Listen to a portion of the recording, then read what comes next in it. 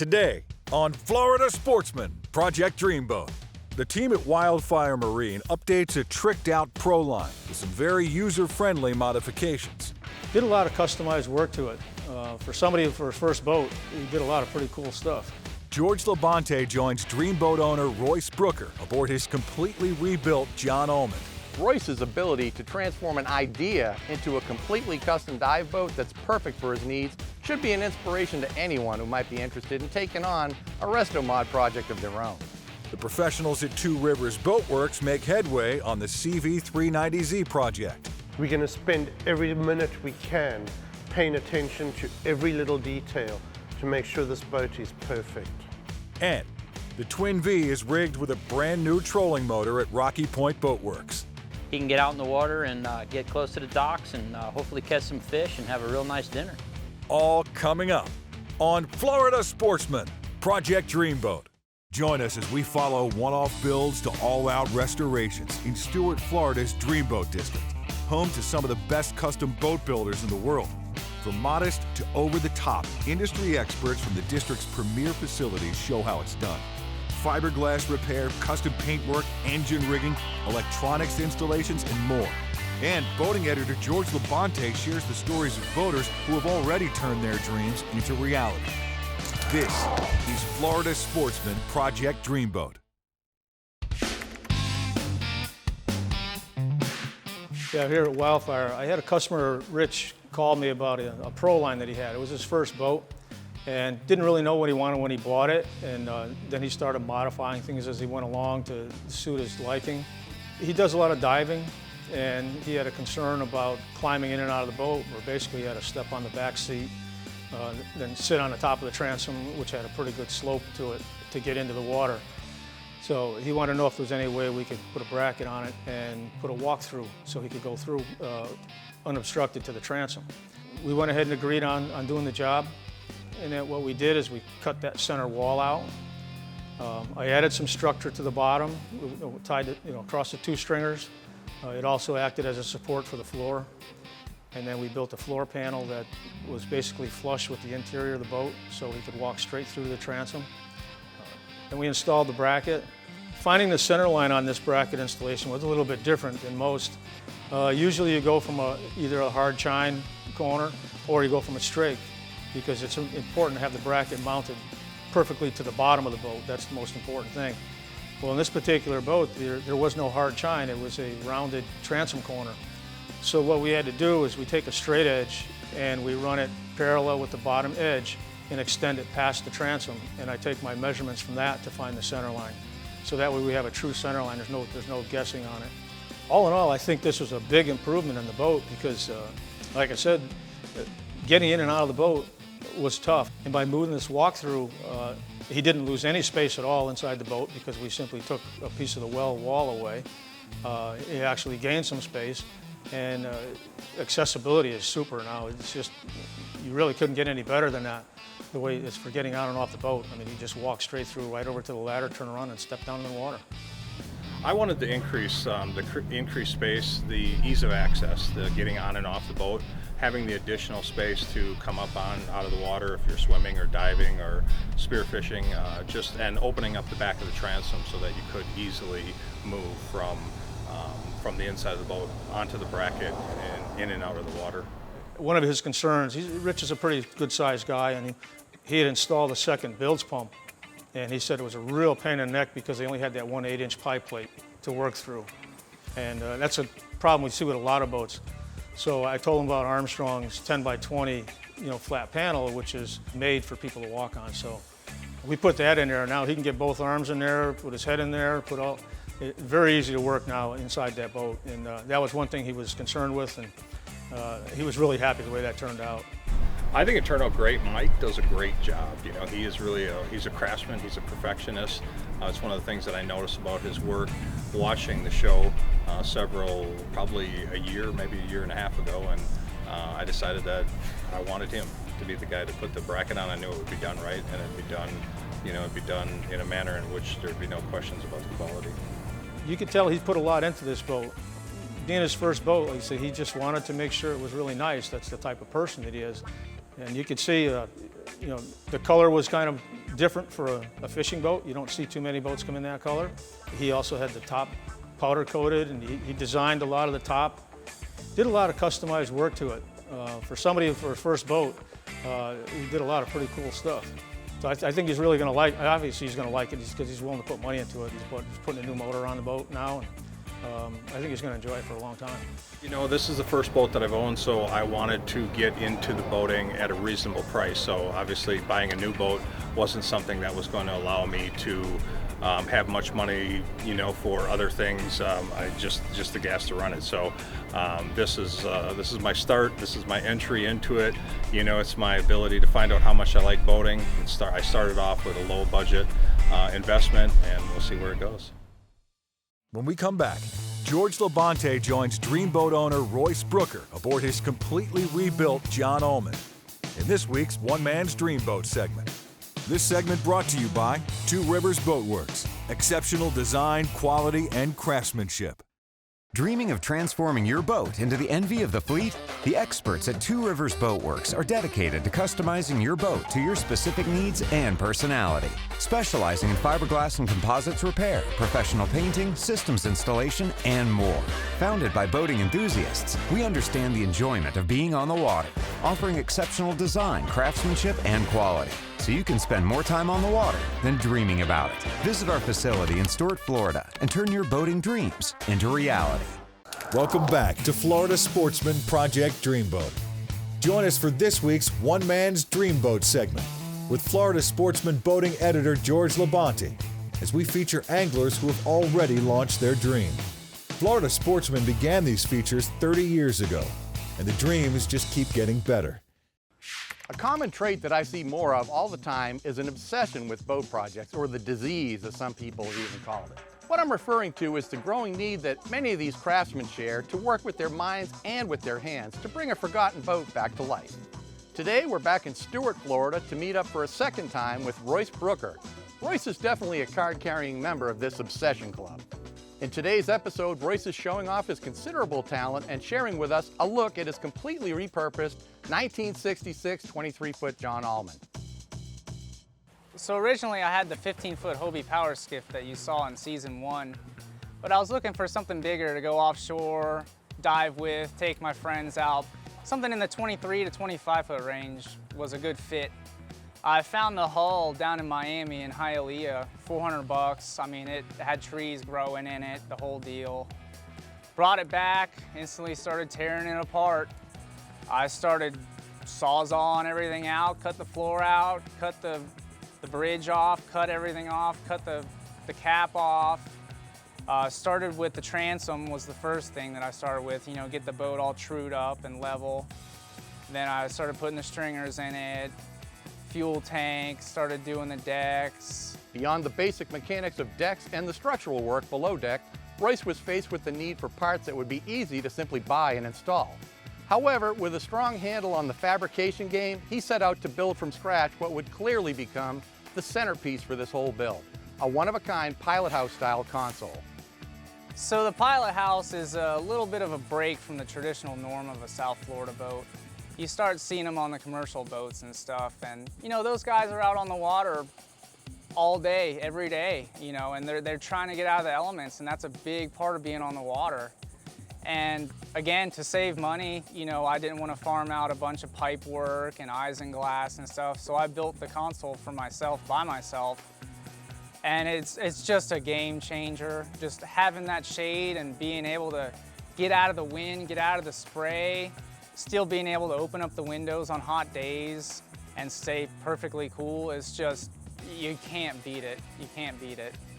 The leaning post, I built that from a temporary melamine mold as well. You know, screw a box together of the shape of your desire, clay the corners, lay it up, and you've got a part. With the live well, I found an old water softener tank in the trash on the side of the road. I wet sand and buffed it, polished it out, and I put a flange on it and popped a part off for the actual tub for the live well. So now I've got a perfectly round, smooth live well on the inside, and the baits just love it. Royce spends most of his leisure time on the boat diving and spearfishing, and for obvious reasons, he was going to make sure to include certain features that would come in handy for these dive outings. I fish a lot, but I prefer to dive. You know, diving is my thing, so I don't really need, you know, a lot of the stuff the other guys need. You know, I've got plenty of storage on the boat, fish boxes, big cooler up in the bow, huge anchor locker. I mean, I can put 2 or 3 polyballs in the anchor locker. I've got 400 feet of road in it. So I wanted a full flotation bracket that might add, you know, maybe a little running surface or something. But having the platform there for diving and just hanging out at the sandbar on it, or, you know, even if I got to step back there when I'm fighting a fish around the motor, it's just, I love bracket boats, and I think they're really hard to beat. I ended up buying a used F250 4-stroke, and as of right now, I am loving the single engine. It gets great fuel economy. I mean, I'm getting 3.5 miles a gallon at 34 miles an hour. Initially, Royce had a plan to build a more rugged knockaround style boat. As the build progressed, the addition of items such as a white rub rail and quality stainless hardware, along with the extra attention to the fairing and finish work, resulted in a much more evolved and significantly more polished version of his original design. You know, it became more of a show of, you know, what I'm capable of. I like to think I really started pouring myself into the build and, you know, what I'm capable of, and just trying to show it off. But at the end of the day, you know, it really came out beautiful. It's actually what I intended, even at 4 years ago when I started the build. And I stuck with the plan I had. I'm really happy I did. The boat's great. I love it. And everything turned out really nice on it. I'm really pleased. This build, and more specifically, Royce's ability to transform an idea into a completely custom dive boat that's perfect for his needs, should be an inspiration to anyone who might be interested in taking on a resto mod project of their own. After an initial investment of $400 and spending $30,000 on repairs and custom modifications, the cost of Royce's Dreamboat comes to a total of $30,400. When we return, the professionals at TRB continue work on the SeaVee 390Z project. This segment brought to you by Pacer Group, marine-grade electrical wire, components, and systems. For more than 30 years, Pacer Group has been the most trusted provider of wire, cable, and electrical products to the top marine manufacturers. All of our wire and cable is made in the USA to ensure it's the best in the industry. Pacer Group provides the highest quality electrical products to be found in one place. You can order with us at pacergroup.net. Shop online and ship, or pick up your web order within an hour at our Hollywood, Florida location. Welcome back to Florida Sportsman, Project Dreamboat. Join us as the professionals at TRB strive for perfection on the SeaVee 390Z overhaul. For those people who follow Two Rivers Boat Worx, as many of you know, about 3 years ago, my wife Kristen and I bought the SeaVee 390Z, and we were going to fix it and flip it, and that was kind of the start of our business. But as the business grew, the SeaVee kind of got put on the back burner, and last year we kind of introduced it to the show. But again, we had a lot of business come through, and the SeaVee kind of got pushed to the background again. But a few months ago, I decided that, hey, I'm pushing the SeaVee through the shop. I don't care what comes or doesn't come or whatever. We really need to get the SeaVee done. So we're back on track with the SeaVee. And one of the big things with the SeaVee 390Z is I want an absolute perfect paint job. Perhaps a lot of people kind of think, well, oh, that's a little bit of extra polishing or whatever. But the truth is it all comes down to prep. So I kind of had the boat put in hard-boiled and painted and then sanded and then traced probably 3 or 4 times. I really want this boat to have a yacht type finish, and we're going to spend every minute we can paying attention to every little detail to make sure this boat is perfect. While we've got all of this going on with the SeaVee, and it's really exciting and something that I think everybody can't wait to see happen, I've kind of been itching a little bit, and I kind of feel I need a boat. We managed to get the Century that's behind me we're going to be doing a little bit of magic with the boat and just customizing a little bit, adding a little bit of a TRB touch to it. And it's going to allow us to get on the water, maybe do a bit of fishing, a bit of fly fishing. And one of the things with the Century project that I really wanted to showcase was the fact that you can take a really very inexpensive boat and with a little bit of effort, you can turn it into every man's dream boat. Right, we have a boat that you can pick them up for really very little money, a lot less money than buying a new boat too, and you end up with a really custom boat that people kind of look at. Whereas if you just go buy an off-the-shelf boat, well, it's just another one of 100 production boats out there. But you take a boat like this one behind me and put a bit of sea deck down, maybe wrap it or paint it, add some power poles, a trolling motor, some new electronics, and a new outboard motor. All of a sudden, you've got something unique, something that perhaps a little bit of yourself in, and it has a unique personality of its own. And I've often found projects like this, I become very passionate about the little things on the boat, and these older boats end up meaning a lot more to me than a brand new boat with all the bells and whistles, because, you know, I've kind of done it myself. When we return, Rocky Point Boat Worx continues rigging on the 19 Twin Vee project. This segment brought to you by Armstrong. Experience the Armstrong advantage. Do you have the Armstrong advantage? In its most basic form, an Armstrong outboard bracket improves the efficiency of your outboard motor. This equates to a faster time to plane and higher top speeds. The list of advantages continue with improved maneuverability, added space, and a quieter ride. Adding a swim platform, accompanied by an Armstrong boarding ladder, will certainly add to your day out on the water. Isn't it time for you to gain the Armstrong advantage? Welcome back to Florida Sportsman, Project Dreamboat. Join us as the experts at Rocky Point Boat Worx install a new bow-mounted trolling motor on the Twin Vee project. All right, so here at Rocky Point Boat Worx, we've been working on this Twin Vee project. It's coming along real nice. We got the new Yamaha F-115 hung, got the steering all put on, plumbed, bled, working good. We went ahead and wired it, used all our pacer wire, connectors, all that stuff, batteries in the boat. One thing the customer also wanted was a really nice trolling motor, so we went ahead and ordered up a Minn Kota trolling motor, 80-pound thrust, and so we're gonna go ahead and get that baby installed today so he can get out in the water and get close to the docks and hopefully catch some fish and have a real nice dinner. We went ahead and brought our Minn Kota box out and started unboxing it, and I soon learned it was boxed very well. Don't film this.